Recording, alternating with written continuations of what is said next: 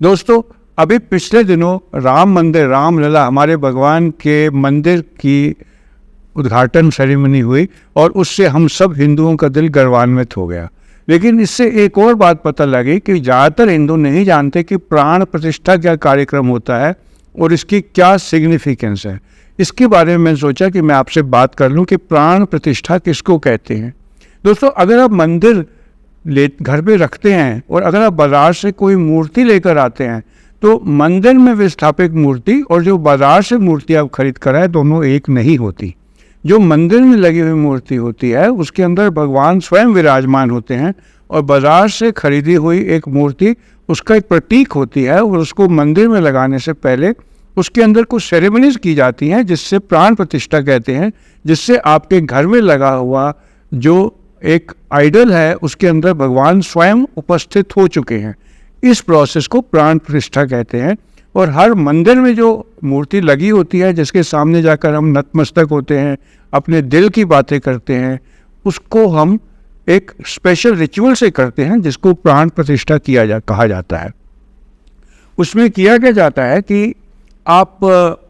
जो आइडल लेते हैं उसको मंदिर के चारों तरफ एक बार संगत के रूप में एक घुमाते हैं जिसके अंदर सारे जो डिवोटी हैं वो खड़े होकर उससे आशीर्वाद लेते हैं और सब डिवोटीज की आंखों की डिवोशन उस मूर्ति के अंदर ऐसा माना जाता है स्थापित हो जाती है। उसके बाद उस मूर्ति को लेकर उसके अंदर जो वेद उपनिषद द्वारा मंत्र पढ़े जाते हैं और कोई 108 बार कुछ स्पेशल रसायन मंत्र विधि से उनको साफ किया जाता है। आइडल को एक पानी में डुबो के रखा जाता है और मंत्र लगातार पढ़े जाते हैं जिससे कि उसके अंदर भगवान स्वयं उपस्थित हो जाए ताकि भक्तगण जो बाद में पूजा करें उसके लिए वो जो मूर्ति थी वो अब भगवान के रूप में चेंज हो जाए।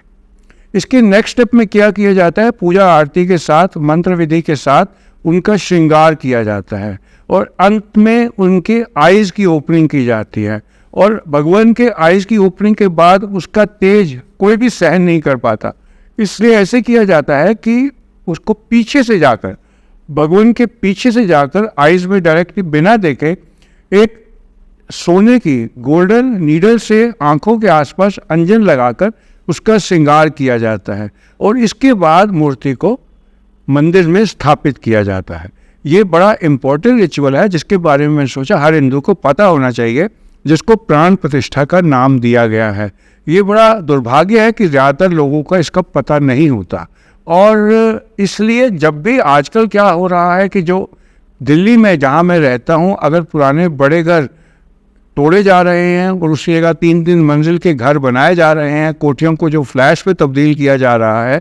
वहाँ एक दुविधा आती है कि जो ये घर होते हैं इसके अंदर जो मंदिर का पोर्शन होता है इसको तोड़ने की क्षमता कोई नहीं रखता। कोई भी लेबर क्लास का पर्सन, ठेकेदार उनको तोड़ना नहीं चाहता। तो ज़्यादातर घरों में देखा गया है कि बाकी हिस्सा तोड़ दिया जाता है और मंदिर को कोई छूता तक नहीं है। फिर अल्टीमेटली बड़ी इज्जत करके वो वाला हिस्से को